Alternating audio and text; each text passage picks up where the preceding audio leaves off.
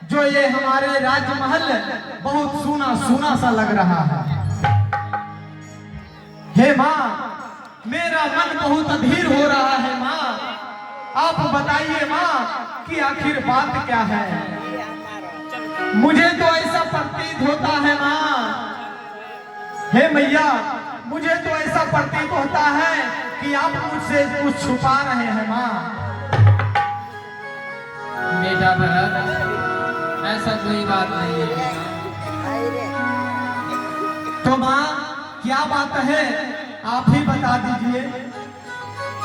हे माँ, ये ना ही आपका आभूषण दिख रहा है, ना ही आपका मांग में कोई सिंदूर दिख रहा है माँ। हे माँ, महाराज भी आपके कक्ष में नहीं दिख रहे हैं और ये पूरा राजमहल उदास छाया है माँ। मुझे बताने की कृपा करो मेरी मैया। हे माँ, भैया कहाँ है और भाभी कहाँ है, माता बता दो पिताजी कहाँ है। भैया कहाँ है, माता कहाँ है, पिताजी बता दो।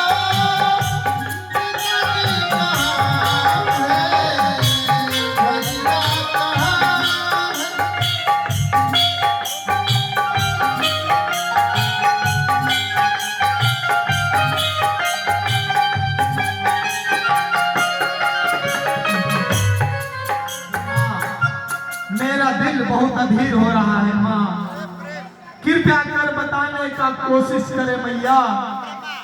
भाभी कहाँ है, भ्राता कहाँ है, भाभी कहाँ है, भ्राता कहाँ है, माता बता दो पिताजी कहाँ है।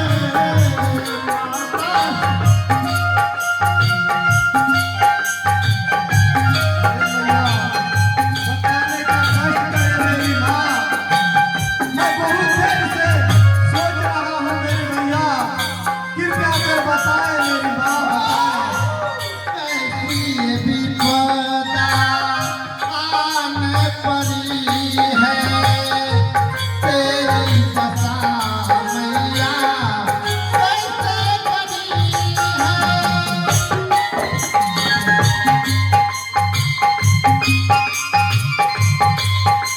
मैया, ये दुर्दशा आपका कैसे इस तरह हो गया है मैया, कृपया आप बताइएगा। कैसी विपदा आन पड़ी है, तेरी दशा मैया कैसी बनी है। आंगन में मैया भरत रो रहा है, आंगन में मैया भरत रो रहा है, माता बता दो पिताजी कहाँ है, भैया कहाँ है, भाभी कहाँ है, भैया कहाँ है, भाभी कहाँ है, ये माता बता दो पिताजी कहाँ है, भैया कहाँ।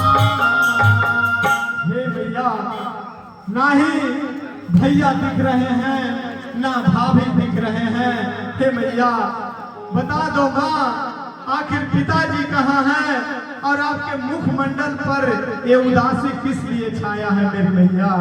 बेटा भरत, संसार में जो जन्म लेता है वो एक ना एक दिन उसे इस संसार को त्याग करना पड़ता है। बेटा भरत, तो शरीर त्याग करने के बाद जो धर्मात्मा गणिका होती है वही तुम्हारे पिता के साथ उसी परम धाम में सीधा नहीं नहीं मेरी मैया, नहीं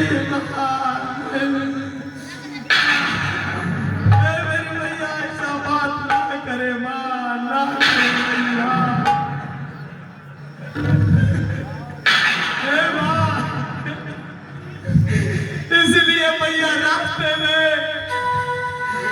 मेरा जीव से कांप रहा था मेरी मैया। हे माँ, आखिर मेरा सपना सच ही हो गया मेरी मैया। अनहोनी हो ही गया मेरी माँ, अनहोनी हो ही।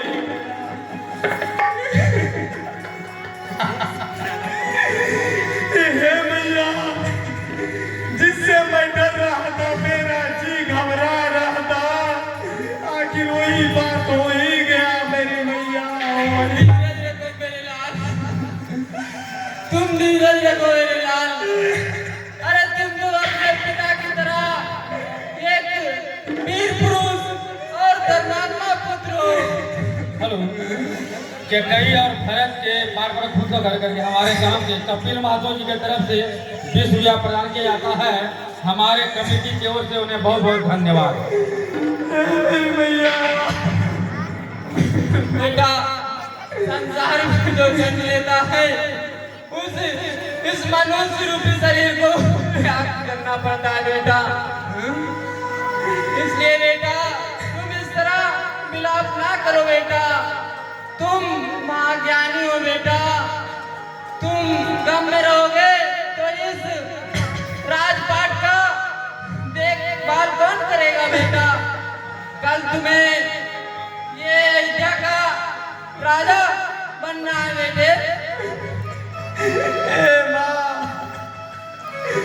मैं कितना भागा हूँ माँ, मैं कितना भागा हूँ। जो अपने महान पिता का दर्शन नहीं कर पाया। हे भैया, बस एक बात बता दो मेरी माँ, कि उन्होंने जाने से पहले हमें याद तो किया होंगे भैया, हमें तो पुकारा होंगे। बता मेरी माँ, बता, मेरे पिता प्राण त्याग करते समय क्या बोला था, बताओ। हे मेरी माँ, आखिर बताओ मेरी मैया कि उनका अंतिम शब्द क्या था माँ, क्या था। मेरे पुत्र भरत, वे अंतिम समय में भी सिर्फ राम को याद कर रहे थे मेरे। क्या क्या भैया, केवल राम भैया को? तो क्या राम भैया भी उनके कच्छ में नहीं थे? नहीं मेरे लाल, वो तो कौशल्या के कच्छ में ही प्राण त्याग दिए। क्या ऐसा क्या हो गया था मेरी भैया, जो राम भैया भी उनके पास नहीं थे? हे भैया, बता दो मेरी भैया, क्या आप तो उनके पास हो गए मेरी माँ, बता दो। नहीं पुत्र, वो महारानी कौशल्या के कच्छ में प्राण त्याग क्या?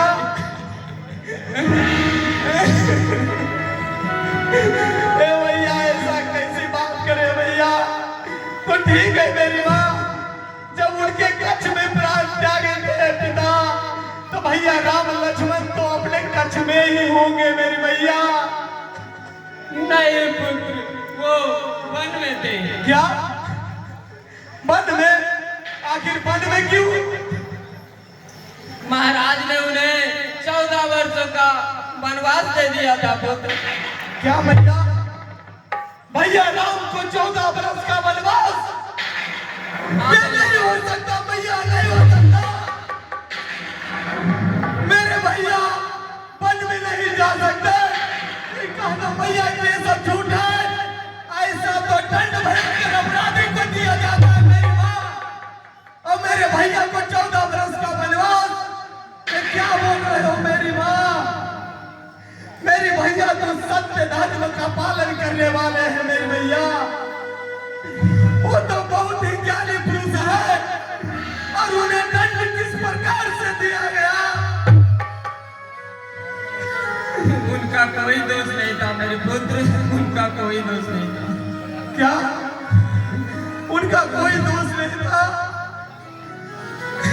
वे तुम्हारे पिता से वचन पालन किए थे मेरे पुत्र। वचन? कैसा वचन है मेरी माँ? कौन सा वचन? वचन का पालन। ये एक लंबी कहानी है पुत्र। उन्होंने हमें 2 वरदान दिए थे। भैया 2 वरदान बताओ मेरी माँ, आपको क्या वर मिला था मेरी भैया? पुत्र ये एक लंबी कहानी है पुत्र, फिर मैं कहीं सुनाऊंगी तुम्हें पुत्र। अभी तुम थके हो, थोड़ा विश्राम कर लो। नहीं भैया नहीं, मुझे तो ऐसा प्रतीत होता है मेरी माँ कि इस राज्य में जरूर कोई षड्यंत्र रचा गया है जो आप हाथ से छुपा रहे हैं मेरी माँ। ऐसा लग रहा है कि हमारे वंश का सर्वनाश किया जा रहा है, सर्वनाश। ऐसा लग रहा है कि किसी दुष्ट ने हमारे सुख भरी जीवन में बीज बो दिया है। और मेरा पहला कर्तव्य यह होता है कि इस षड्यंत्र रचने वाले व्यक्ति को सर्वप्रथम मैं उसे प्राण दंड दे दूं, जिसने मेरे भैया को वनवास भेज दिया। क्या क्या तुम उसे प्राण दंड दोगे? हाँ भैया हाँ, मैं उसे अवश्य प्राण दंड दे दूंगा, चाहे वो 100 काल क्यों ना हो। तो वो दंड तुम्हें मुझे देना होगा पुत्र। क्या? वो दंड तुम्हें मुझे देना होगा। क्या भैया आपको? हाँ मुझे। आपको क्यों माता? हाँ मुझे दंड देना होगा मेरे पुत्र। मैंने ही महाराज से 2 वर मांगे थे। महाराज ने मुझे 2 वर दिए थे और कहे थे जब जी चाहे तब मांग लेना। सो उधर तुम्हें ननिहाल जाने के पश्चात कौशल्या ने राम को राजा बनाने के लिए वे राम को राजा बनाने का उपरांत अभिषेक करने का निश्चय कर लिया। महारानी कौशल्या ने कैकेयी का पुत्र तो यहाँ है नहीं, इसलिए वो क्यों नहीं राम को राजा बना दे। अफसर को राजा राम को, किंतु मैंने ऐसा होने नहीं दिया मेरे पुत्र। मेरे होते हुए तुम्हें इस राज का राजा बनने से कोई वंचित नहीं कर सकता है मेरे पुत्र। मैं तुम्हें तुम्हारे रास्ता साफ कर दिया। मैंने भी महाराज से 2 वर मांग लिए। पहला वर में तेरे लिए अयोध्या का राज और दूसरे वर में राम के लिए 14 वर्षों का वनवास। तापस वेश विशेष उदासी 14 वर्ष राम वनवासी।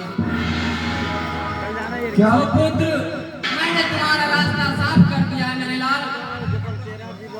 बेचारी माता ने मेरा भरपूर साथ दिया। मंत्रा ने ही मेरी आंखें खोली, जिससे सारे काम आसानी से हो गए मेरे पुत्र। लेकिन बीच में थोड़ा सा उथल पुथल हो गया। क्या मेरी माँ?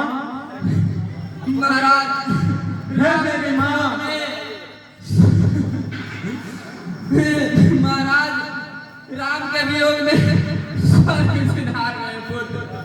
मैंने तो तेरी भला सोचा था।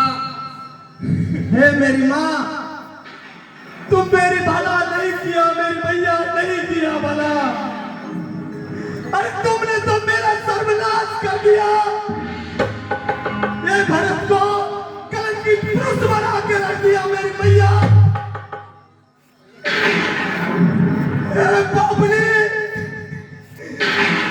पापनी कुलनाथनी, इससे तो अच्छा होता कि तुम मुझे जन्म देने से पहले अपने कोख में ही मार देती। नहीं, ऐसे बात नहीं हो रही।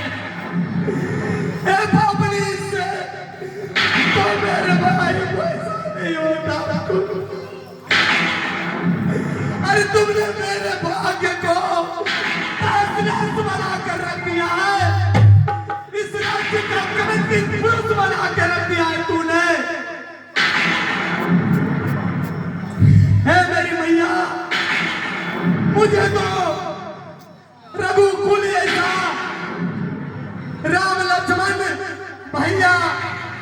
दशरथ जैसा पुत्र और दशरथ जैसा मेरे पिता, तीनों लोगों का मालिक।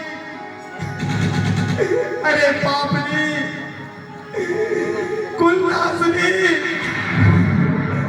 श्री राम को वन में भेजते हुए तुम्हारे कुलनाशनी बता, श्री राम को वन में भेजते हुए तुम्हारे जीवा क्यों नहीं कट गए? क्यों नहीं कट गए तुम्हारे जीवा? इस तरह विलाप ना करो मेरे पुत्र, इस तरह विलाप ना करो। मैंने तो तेरा भलाई के लिए सारा कुछ किया था मेरे पुत्र। नहीं मैया नहीं। अरे मूर्ख, तुम भावना के आवाज में भले की बात क्यों नहीं सोच रहे हो मूर्ख? नहीं मेरी मैया नहीं, नहीं। मूर्ख अपने भाग्य को ठुकराना चाहता है।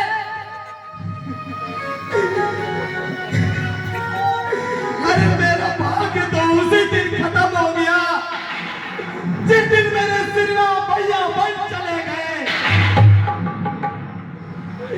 अरे मेरी भैया, तुम भूल गई कि वो श्री राम भैया जो तुम्हें अपने माता से अधिक प्रिय मानती थी मेरी माँ।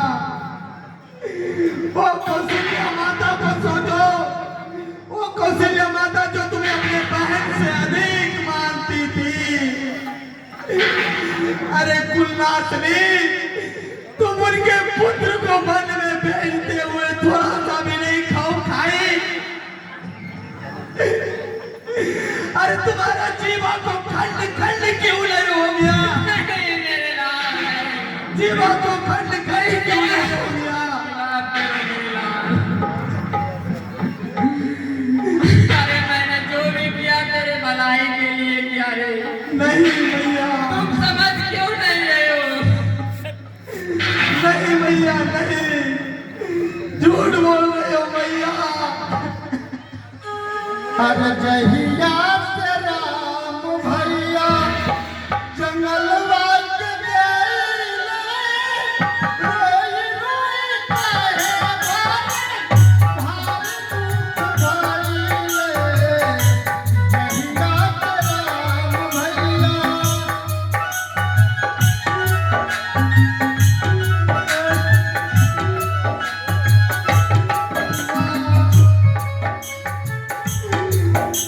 तुमने मुझे संगीत पुरुष बना दिया है मेरी मैया।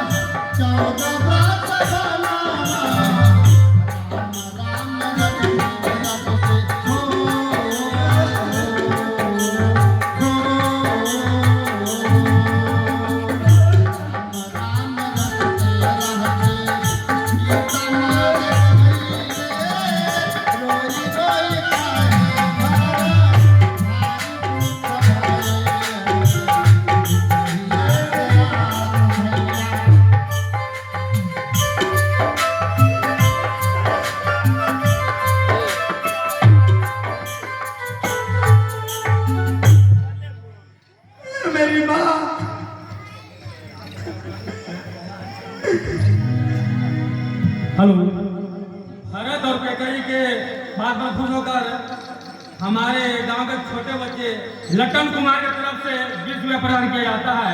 कमेटी उन्हें बहुत बहुत धन्यवाद है।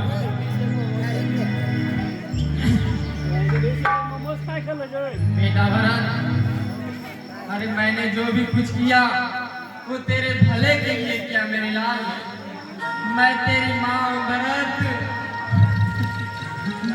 मैं तेरी माँ हूँ मेरे। नहीं माँ, तूने मेरे भले के लिए नहीं की, मेरी माँ नहीं की। पूर्वी तान अरे चली गई लबना भैया, अरे चल गई लबना भैया, अरे लागत नहीं जमाना माई भावना माने, अरे तेरा हमार दवाई चरणवा ई भावना